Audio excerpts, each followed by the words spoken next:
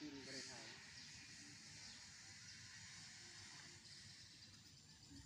กำลังตกแต่งยังบ่แล้วเถอะใกล้แล้วก็สิเปิดละเดือนเก้านี่เปิดเป็นพิธี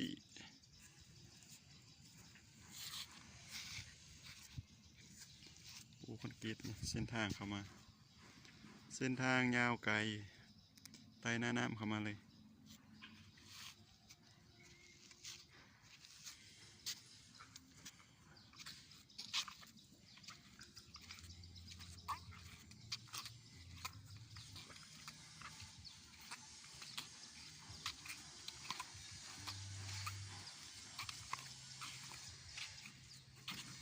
ส่วนกลางย่างเข้ามา